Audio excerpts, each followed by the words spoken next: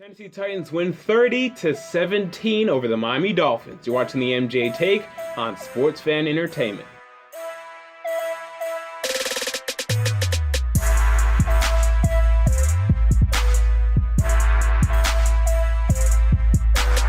Welcome to the MJ Take on Sports Fan Entertainment. Time for another Tennessee Titans game recap, and at the end of the video, I'll give you my takeaways from the early games. The Tennessee Titans, as I predicted, defeat the Miami Dolphins. Look, I feel like my Tennessee Titans antenna works pretty well. I knew they were going to win this football game. You know, the Miami Dolphins are not very good at all. In fact, after this game, I honestly believe they are one of the worst teams in the NFL, and I will be shocked if they win 4 or 5 games this year. But right now, the Tennessee Titans say they got a good win. They went down to Miami. Marcus Mariota played well, and, you know, this has been my biggest concern. You know, short term and long term. How is our quarterback playing? He had not been playing well at all this season. One of the worst passer ratings in the league. The worst Pro Football Focus quarterback rating in the league, the worst Football Outsiders DVOA passer rating in the league, the worst ESPN QBR in the league. But today, he showed up, he played well, and mainly because they finally showed some more formation, showed some more looks where they spread out the receivers and they let him go to work, especially at that drive at the end of the first half. It was absolutely beautiful, absolutely masterful. Only about, like a minute and 15 seconds used as they went down the field. Hurry up, no huddle offense, spreading out the receivers and letting Marcus Mariota do what he does best and dissect the defense as quick as possible. That is what you need to do. That is what you must do. In the future, when the running game is not working as well as it is today, or it did today, you need to embrace this. It works. He's good at it. Just do it. He's good. He's so good, so dominant. Absolutely dominant. Absolutely unstoppable when he's in his element. He is absolutely dominant. You have to put Marcus Mariota in position to succeed, and you do that by spreading out the receivers and going no huddle. He is absolutely masterful. So that was nice to see. 3 touchdowns, 1 rushing touchdown, and no interceptions. Luckily, thankfully, no interceptions for Marcus Mariota today. This has not been the case for any other game this season, so really encouraged by that. Really encouraged by the running game. DeMarco Murray played absolutely great today. Derrick Henry came in and had some really nice runs. Man, we have some damn good running backs, man. Thank God the days of Antonio Andrews and Dexter McCluster and Bishop Sankey are over. These running backs that John Robinson have brought in are extremely talented, and they absolutely ran up and down this Miami Dolphins horrible, atrocious defense. Absolutely god-awful defense that I saw from the Miami Dolphins today. Wide receivers. And honestly, I'm a little disappointed. In fact, I'm very disappointed in Tajae Sharpe. And look, you guys love to tell me that, well, you know, we traded DGB because Tajae Sharpe looks so good, and he's so crisp and polished. Man, this guy is fading, man. They're starting to press him. He's not getting open. He's not being consistent. You know, we used to trash talk, or a lot of you guys used to trash talk DGB saying he only catches 50% of his targets. Look at the stats. Tajae Sharpe only catches 50% of his targets. Why'd we trade DGB? But anyway, you know, I'm a little bit disappointed by him. Rashard Matthews, he only makes a couple plays per game. I think our wide receivers are pretty freaking awful. And man, we need to look to improve that in the offseason, because I think they're absolutely horrible. I think they're the worst in the league. Probably above the Buffalo Bills, just because right now Sammy Watkins is out. But beyond that, I think they're the worst in the league. I honestly do. We move on. Now, Lennie Walker had a nice game. Offensive line continues to play great. Look, I didn't like the Jack Conklin pick, mainly because I didn't like giving up the second rounder in 2017 to get him. But I have to be honest, man, the guy's playing absolutely great. He was a great draft pick, probably our best draft pick. I mean, the nice value of Tajae Sharpe would be nice, is nice. But, man, I think Jack Conklin's been the best pick from this Titans draft. It's not very close either. Derrick Henry's been good as well, but obviously he's not playing that much. Austin Johnson and Kevin Dodd, I'm underwhelmed by these other second round draft picks, honestly. Maybe they'll improve in the future as they get more playing time, but for now, a little underwhelmed. So, by far and also Kevin Byard. We love Kevin Byard, MTSU kid, whatever, but man, this guy's not making plays. This guy kind of looks lost out there to me. I don't think he's much better than Rashad Johnson, and Rashad Johnson's pretty freaking bad. So, not encouraged by those guys, but Jack Conklin's been great. He's been great. He's playing great, and this offensive line is playing absolutely great. Defensively, Derek Morgan had a nice game, and he's going to have these nice games. I felt that if Myles Garrett was available, we should take him in this upcoming draft, but, now I think that conversation is pretty much over because he's not going to be anywhere near our draft pick. So going into next year, throughout this year, I'm fine having these two outside linebackers. I don't think Kevin Dodd is very good. I think we want him to be good. I haven't seen much from Kevin Dodd. I still think Derek Morgan's a better player. So Derek Morgan, continue to start. Brian Orakpo, continue to start. That's fine with me. Jarrell Casey finally got a number of sacks today. Finally was dominant today. Hadn't really seen too much of him, so that was nice to see. I've seen nothing from Daquan Jones this year. Where the hell is Daquan Jones? I mean, this is a guy I expected to make a little bit of a jump this year. He's gone downhill, straight downhill. I've seen nothing from Daquan Jones. I think this guy's awful, and we need to start looking at upgrading the defensive line. I look at Angelo Blackson saying, hey, let's get this guy in the game because I've seen more from Angelo Blackson and Carl Klug than I have Daquan Jones. I've seen nothing from Daquan Jones this year. Absolutely nothing. Avery Williamson, Wesley Woodyard, they're fine. Not great, but they're fine. And Jason McCourt has been playing great. Yet another interception today. The guy's playing absolutely phenomenal. Paris Cox, I didn't see too much of him today, so I guess he did a good job. I'll look at the All-22 film, and we'll actually see what happened there. But hey, he looked good. Okay, he didn't do too much today. I didn't notice him, so I guess he did good today. Again, our safeties, I don't think that they're great. I think they could be upgraded in the offseason, but for now, I'm fine with our safety. So overall, great win for this Tennessee Titans team, but man, I think the Dolphins stink. Dolphins fans, y'all stink. Y'all are in trouble. Y'all can't get first downs. Y'all can't move down the football field consistently. Y'all rely on big plays from Damian Williams and the occasional big play from Jarvis Landry and Devontae Parker, but there's no semblance of a consistent offense. And I'm not trying to blame Adam Gase too much, but I don't think Adam Gase is ready to be a head coach in this National Football League. I heard something before the game that they've been waiting to start Mike Pouncey because he didn't want to put too much on the training staff. What kind of crap is that? I've never heard of that in my life. I don't know what his rationale is there. And then also that he's trying to simplify the offense because the offense has been too complex. Of course it's too complex. You're dealing with Ryan Tannehill, Jarvis Landry, and Devontae Parker. These are not Einsteins. You have to simplify the offense, and it's still not simple enough to me. I think this Dolphins team is in trouble, and they can continue to stink for the rest of the season. They're lucky they got to face Cleveland, because if it wasn't for that, man, they'd be winless up to this point. I think they stink. All right, so let's move on to the early games from today. I am 7-1 in my picks this week. I absolutely nailed it. Let's start with the one that I believe I nailed the most, and that was the Redskins defeating the Baltimore Ravens. Look, for some reason, some of you Ravens fans are under the belief that I hate your football team. No, I don't. Okay, in fact, there's only one week I picked against you guys, and I was wrong, and that was against the Jaguars. I picked y'all to beat the Buffalo Bills. I picked y'all to beat the Cleveland Browns, okay? But I knew, look, this is no road game for the Washington Redskins. All they did is they got on the plane for 35 minutes. They pulled up an episode of Stranger Things on Netflix. They watched half of it, and the plane had been landed. Okay, this was no road trip. There was 30% of these fans were Redskins fans. Okay, I saw a bunch of Redskins fans out there. This was no road trip. And the Baltimore Ravens team right now, I don't see much of an identity. Now their defense is pretty good right now, but offensively, they're too inconsistent. Rashad Perriman, still inconsistent. Steve Smith, old and inconsistent. They're just too inconsistent. I can't trust this football team. Your 3-0 record was BS. You're going to start losing some games. I tried to warn you. You're going to start seeing it more and more.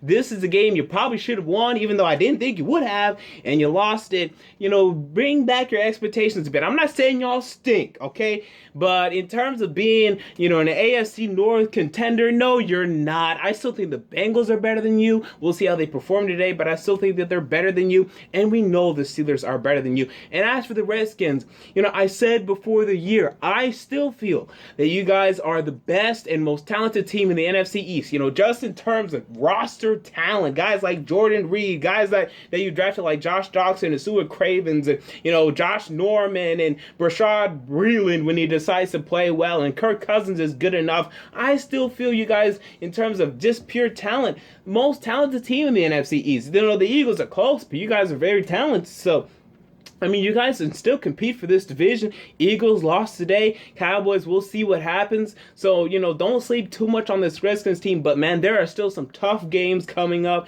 Packers coming up. I think the Vikings coming up. Just a bunch of tough games coming up for this Redskins team. But, they're going to win some games. And games like this, they're going to win. They won. Good for them. We move on to the New England Patriots beating the Cleveland Browns. I knew the Patriots would beat the Browns. I didn't know it'd be this bad, though. Tom Brady was absolutely dominant. I thought he'd be a little bit rusty coming off his suspension. Absolutely not. This guy looked like a spry young cookie out there. This guy's throw down the right sideline to, Chris Hogan was absolutely tremendous. I think that was the best pass I've seen all year, especially considering the fact that this guy's 39 years old.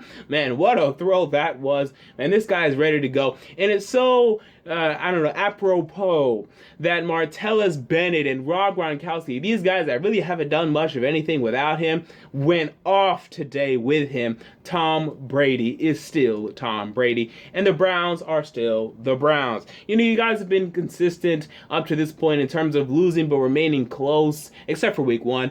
Today you got blown out, and this is not good. Cody Kessler got injured. Now you're starting Charlie Whitehurst. The quarterback carousel continues to spin around and around and around and around for the Cleveland Browns. And man, I don't know how you guys are going to win many football games this year. You guys go to Tennessee next week. And initially, I was going to pick you guys to win that. But now you guys are starting Charlie Whitehurst, and I can't trust him. But I still think you guys can win that game. I give you guys a 40% chance of winning in Tennessee. And that might be your only win the entire season, to be honest. But, we'll look out for that. The Browns, though, just get ready. Get your 2017 mock drafts ready. Start considering Myles Garrett versus Deshaun Kaiser, because that's the decision you're going to have to make. And Patriots, y'all are great. Can't wait for the Patriots and Steelers matchup. What a matchup it will prove to be. We move on to the Indianapolis Colts against the Chicago Bears. Colts get it done 29-23. Wish you guys weren't as competitive with the Bears as you guys were. I thought you guys really should have handled them better than you did, but you won the game, okay? So you won the game. Still in the running for a playoff spot, for the AFC South, although I still like the Texans to win it. Next week, you guys go to Houston. Sunday night football, chance to win, chance to tie for the division lead. Okay, so huge game there. Andrew Luck playing better this year. That's the only thing, man. Some people say, oh, last year the Colts offensive line, the Colts receivers, they let Andrew Luck down. No, Andrew Luck let Andrew Luck down. Now he's playing well. Now they're winning games. Now they're better. Okay, even though his offensive line is worse this year, his receivers are worse this year. Honestly believe, but he has elevated his play, and that's what I like to see. And Ryan Grigson, shut up. Can you hear this guy? This guy's been talking about, we can't build a defense because Andrew Luck's contract. What a bunch of crap. Andrew Luck hasn't even had this contract for 6 months. You just signed him to this contract. What happened is for 5 years, for 1, 2, 3, 4, 5 years, 5 drafts, you have been incapable of drafting one good edge rusher. You wasted a pick on Bjorn Werner and Jonathan Newsom and Philip Dorsett and this guy and that guy and whatnot, and Trent Richardson you traded a draft pick for. This is on you. You shut up, you clown. Shut up. Honestly, Jesus Christ, you sound like an idiot. I should make a whole video on that. And for the Bears, hey, at least you're competing. Jordan Howard looks great. Oh, he looks so good. And, this Bears draft, I love this Bears draft. Leonard Floyd's been a little bit disappointing. Eddie Goldman? No, he was in last year's draft. Jonathan Bullard's been okay. But Jordan Howard's been great. So that's nice to see. And we'll see what happens next week. You guys host the Jacksonville Jaguars. I'm leaning on picking you guys to win that game, but it's not going to be easy. They're coming off of a bye week, so just look out for that. We move on to the Minnesota Vikings blowing out the Houston Texans, And look, here's the problem with the Texans right now. They can't beat great teams, and that's fine. I saw some Titans fans, they're under the belief that they can still win this division. Colts fans, they think they can still win this division. I'm not buying any of that. I think the Texans are still the prime team to win this division. I still think they're the best team in this division. Yes, they're losing to the Patriots and the Vikings. Guess what? Everyone's losing to the Patriots and the Vikings. Who cares? When people lose to the Vikings, do not come on here and overreact. Everyone's losing to the Vikings. Next week, they host the Indianapolis Colts, and we'll see what happens. I think the Texans win that one, and they'll be just fine. They'll go 9-7, maybe 10-6, and they'll win the division. And then they'll be out probably in the first round, at least in the second round, and then that will be the end of the story. That's the story. The story's been written. I'm just letting you guys know. And the Minnesota Vikings playing great.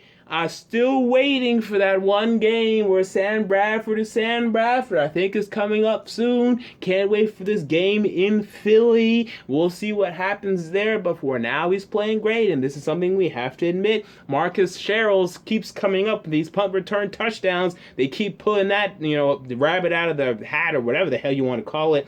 Somehow, some way, the Vikings are 5-0. We move on to the big upset of the week, the only upset of the week, the only pick I got wrong, and that is the Detroit Lions defeating the Minnesota Vikings. And man, Ryan Matthews, you, my friend, are a joke. Do not attempt to go back to Philadelphia this week. They are going to kill you. Eagles in prime to win this football game. Ryan Matthews fumbles the football, giving the Lions a chance to tie the game. Not to tie the game, to win the game. And God, did they do it? Matthew Stafford led them down the field for their only points in the second half to go ahead. Carson Wentz throws his first interception, tried to force a play. You still have a lot of time left on the clock. You don't need to get all of these yards on one play, but hell, it was a pretty good deep ball. I mean, it got intercepted, but man, that was a great deep throw. I would love to see Marcus Mariota throw a ball like that, but it got intercepted. He'll learn in the future. I don't have to get it all in one play. Carson Wentz throws his first interception, but man, the guy still looks absolutely great, and this loss is not on him. This loss is on Ryan freaking Matthews. And for the Lions, some of you guys have already started looking at 2017 mock drafts. I've already started looking at Myles Garrett highlight videos. This says slow down a bit. Okay, you're not going to be that bad. I had you guys going 7-9 heading into this season. We'll see if that proves to be the case. This was an impressive win. Matthew Stafford doesn't normally win against teams with a winning record or teams that will prove to have a winning record. I think the Eagles will. So it's a nice win, but I'm not quite buying the Lions yet this season. I don't think that they're very good. But hey, it's a nice win, so congratulations on that. And finally, we have the Pittsburgh Steelers defeating the New York Jets 31-13. The Steelers started out a little slow. They got an early touchdown, early touchdowns to Sammy Coast. Then got a little slow. Jets went up 13-7. Then from there, it was all Pittsburgh Steelers. I mean, their offense is so loaded. It's so great. It's wonderful. They're so dangerous, man. The Steelers and the Patriots, I think they're just so far and away the best teams in the AFC. Although the Raiders are right there, but the Raiders, they're just inexperienced. You can't buy that they're going to go to the Super Bowl this year. They're going to go up against these teams. They're going to lose because they just don't have the experience yet, the Raiders. So, I mean, I can't wait for the Steelers versus the Patriots, man. It's going to be the AFC Championship game. I told you before the year. You're seeing it more and more. These two teams are primed to have one hell of a battle in the upcoming weeks. And then, in the AFC Championship game in January, these will be epic battles to see. And as for the Jets, man, y'all suck this year. I mean, I told y'all in my bold predictions video, I think the Jets are going to start either 0-6 or 1-5. And look, next week they go to Arizona. They're going to lose. They're going to be 1-5. But when I saw the 1-5 in my head, I didn't think it was going to be like this. The Jets aren't scoring points. Ever since this week 2 game against the Buffalo Bills, they can't score points. They can't move the football down the field consistently. And yes, the loss of Eric Decker has a lot to do with this. But man, I don't know. Ryan Fitzpatrick, man. We're seeing why he's Ryan Fitzpatrick. And by the way, tangentially, this is why I look at Sam Bradford and I say, man, just like how Ryan Fitzpatrick is showing showing us once again that he's Ryan Fitzpatrick. I'm just waiting on Sam Bradford to show us that he's just Sam Bradford. You know, you can put on a facade and a show for only so long before you show us who you really are. And Ryan Fitzpatrick, he's showing us who he really is. He's not that good. And then you look at the Jets quarterback depth chart, and they don't have anyone that's that good. You know, Geno Smith is okay, but you know he's not going to be your franchise quarterback. Christian Hackenberg was an awful draft pick. Bryce Petty stinks.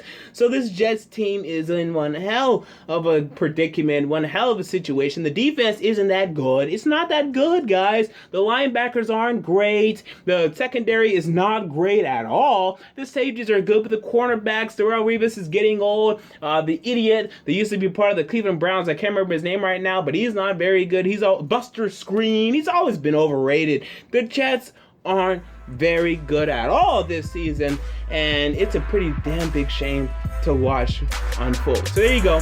Those are my takeaways from the NFL Week 5 early games. What are yours? Comment down below. I want to know if you enjoyed the video. Make sure to like, and most importantly, to subscribe. And until next time, this has been the MJ Take on Sports Fan Entertainment.